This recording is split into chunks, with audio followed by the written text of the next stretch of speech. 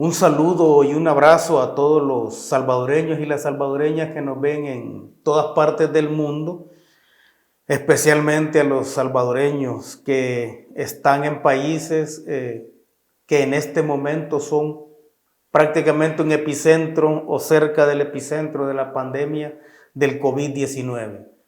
Estados Unidos de repente se ha convertido en el epicentro, en el centro principal de la pandemia, y en ese país viven millones de salvadoreños. A todos ellos un fuerte abrazo, un saludo y mis mejores deseos de que logren superar de la mejor forma posible esta crisis sanitaria que tenemos.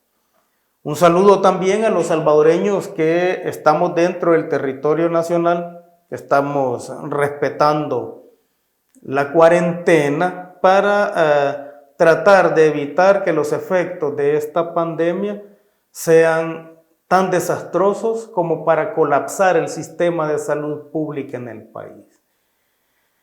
Bueno, hay mucha gente que está cumpliendo con su tarea en este momento.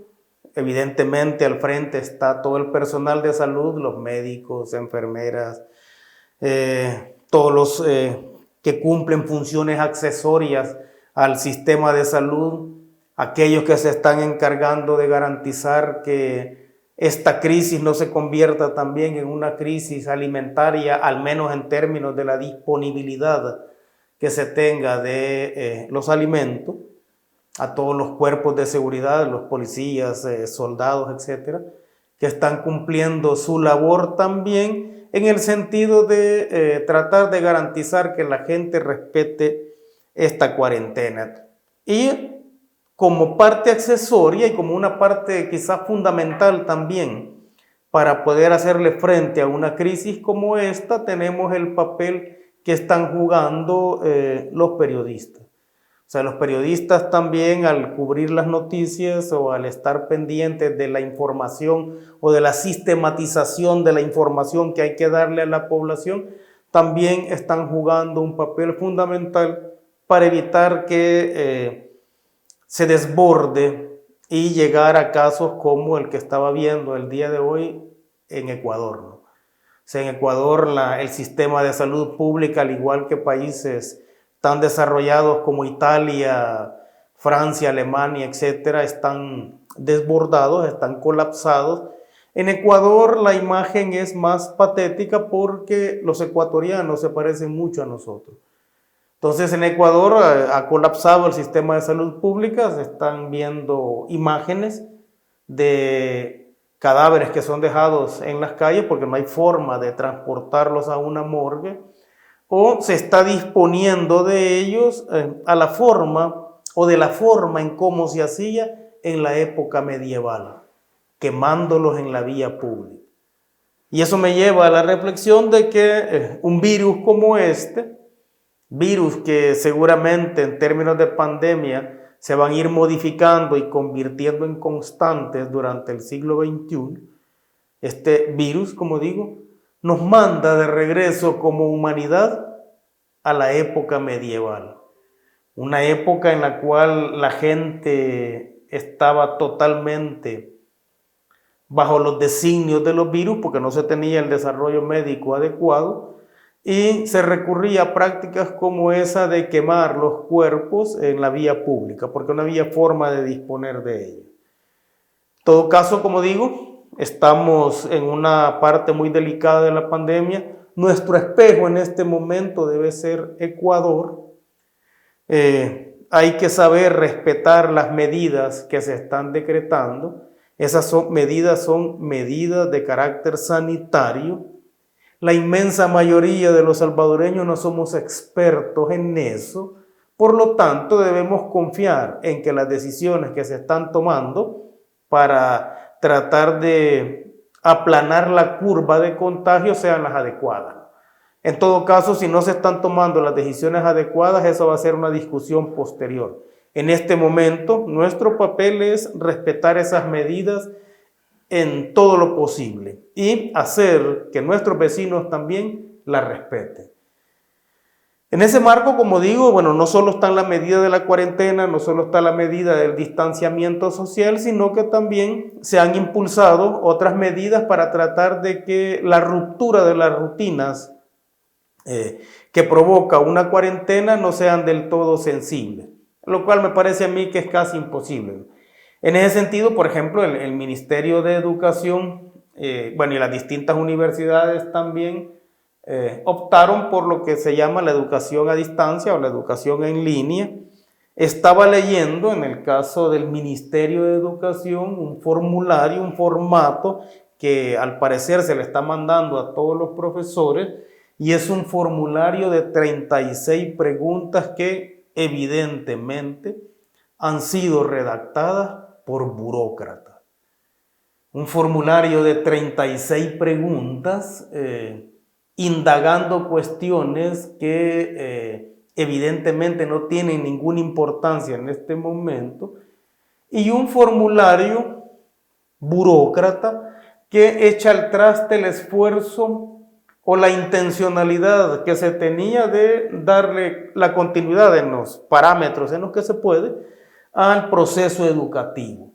Y digo que es un formulario burócrata porque evidentemente está redactado por personas que no conocen la realidad concreta de este país. Bueno, y no solo el Ministerio de Educación, sino que también la Universidad de El Salvador está recurriendo a ese tipo de formularios burócratas.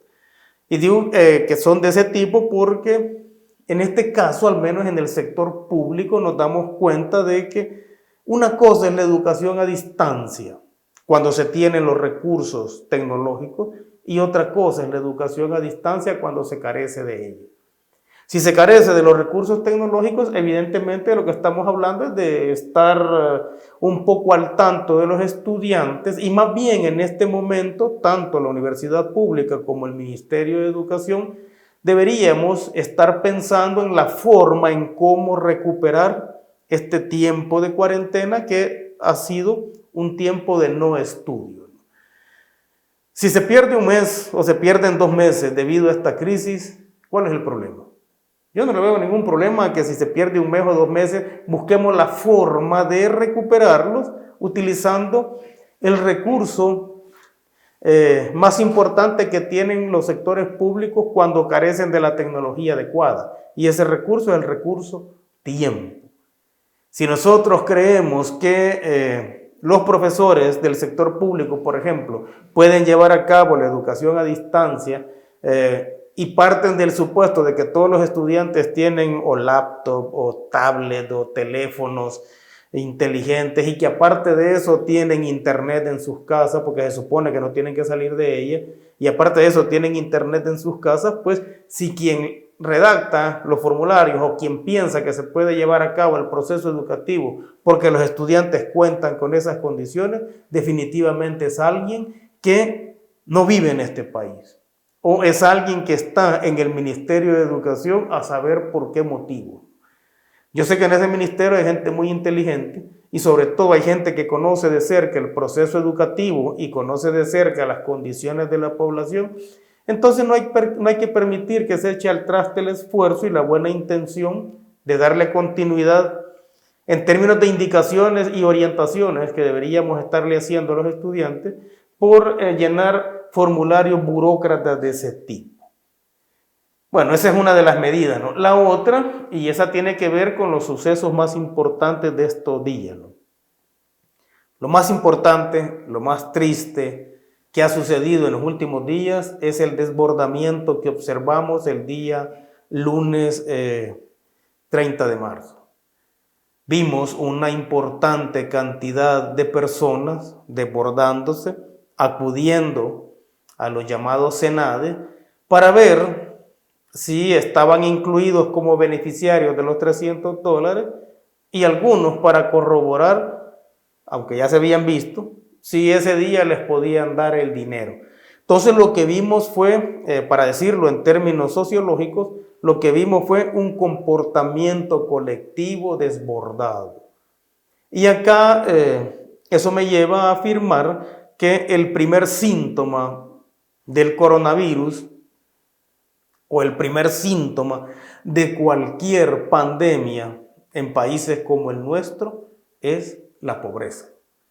Y digo que es un día triste porque la gente se movilizó por la pobreza. Mucha gente se movilizó porque realmente tenía hambre. Pero también, y por eso es triste ese día, mucha gente fue movilizada por intereses políticos. Bueno, se han dado a conocer y la misma forma en cómo se expresó ese desbordamiento nos permite concluir que detrás de mucha de esa gente había partidos políticos involucrados.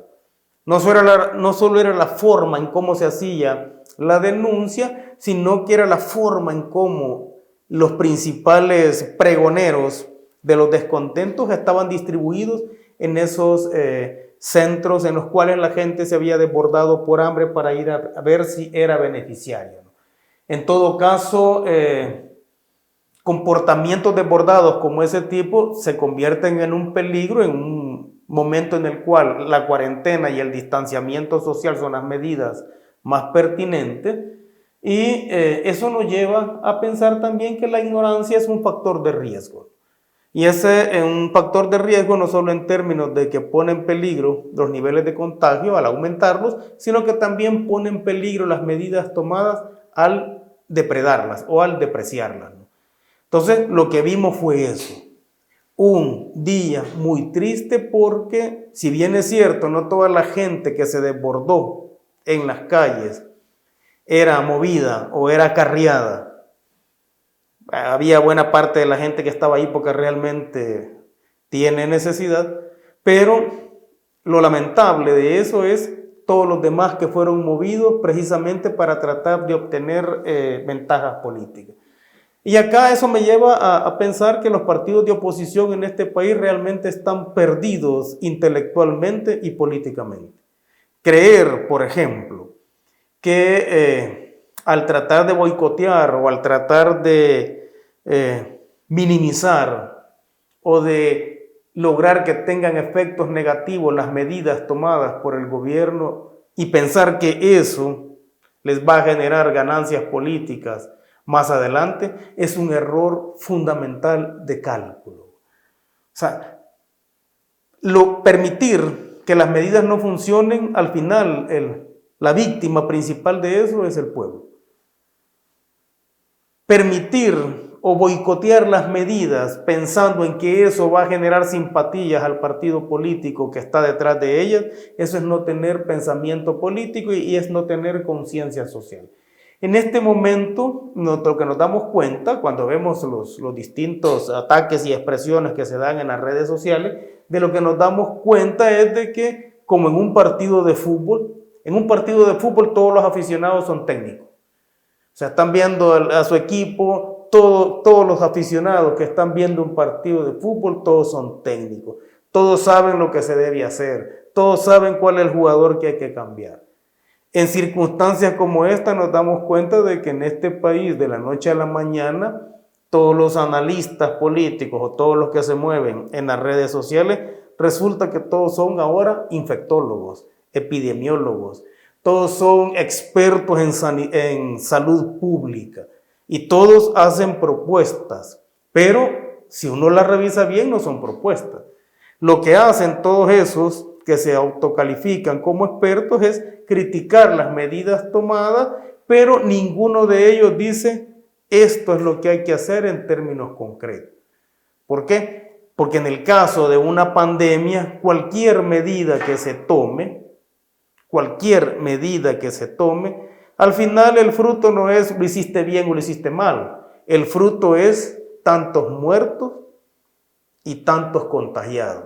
Entonces, tomar una decisión en términos de salud pública en una coyuntura pandémica es realmente complicado, porque lo que te van a cobrar o la factura que te van a pasar es una factura de muertos, es una factura de dolor. Entonces, sin embargo, como digo, hay muchos que se han dedicado a criticar, hay muchos que hablan de improvisación, están diciendo de que las medidas tomadas por el gobierno son mera improvisación, pero lo que nos damos cuenta cuando revisamos prácticamente todos los países afectados por la pandemia es que ningún país estaba preparado. Ahora, las medidas tomadas son medidas similares en todas partes del mundo, ¿no? Cuarentena, distanciamiento social, bueno, hay otra serie de medidas en términos de prepararse un poco mejor en salud pública, pero esas medidas, como digo, son medidas que han tomado la mayoría de países. Podríamos decir que en el caso de El Salvador tenemos la ventaja de que esas medidas se tomaron con cierta anticipación, pero también es cierto, y hay que reconocerlo, que algunas de las medidas tomadas no han sido del todo efectivas. Yo creo en este caso particular de lo que generó ese desbordamiento de la población con la ayuda de los $300, yo creo que en este caso en particular el presidente Nayib Bukele se equivocó. No se equivocó en términos de la ayuda, ¿no? Eso definitivamente es algo que de alguna forma va a paliar, al menos durante unos días, la crisis alimentaria que se pueda tener, pero yo creo que el presidente Bukele se equivocó en el momento en que la implementó. En mi opinión, debía haberse esperado por lo menos una semana más o unos 10 días más para empezar a dar la ayuda y que esos días le permitieran a él tener una base de datos o digamos, un referente de datos de la población que debía salir beneficiada. Si la ayuda se retrasaba una semana o 10 días más, no pasaba nada, ¿no? Ahora, puede ser de que se haya apresurado al tomar la medida porque realmente estaba preocupado o estaba interesado en ayudarle a la gente, o puede ser de que se haya tomado la medida con el tiempo, no con el tiempo necesario, porque se quería tener algún tipo de rédito político. En este momento, cualquiera de la que sea la causa de eso, no importa. Lo que sí, y es que el gobierno debe reconocerlo, es que se equivocó, al menos en términos del tiempo en el cual da la ayuda, y hay que enmendar esa parte, ¿no? Porque es una medida que, como digo, es beneficiosa para la población. Ahora, el punto con las medidas que se han tomado es que la gente, nos damos cuenta de eso, tiene que decidir si muere de fiebre o decidir si muere de hambre. Esa es una paradoja.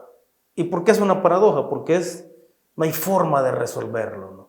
A la gente se le pide que se vaya a sus casas para evitar los contagios colectivos y para evitar que colapse el sistema de salud, pero la gente, es decir, se manda a sus casas para que guarde su salud, para que no muera, pero resulta que la gente vive de la calle.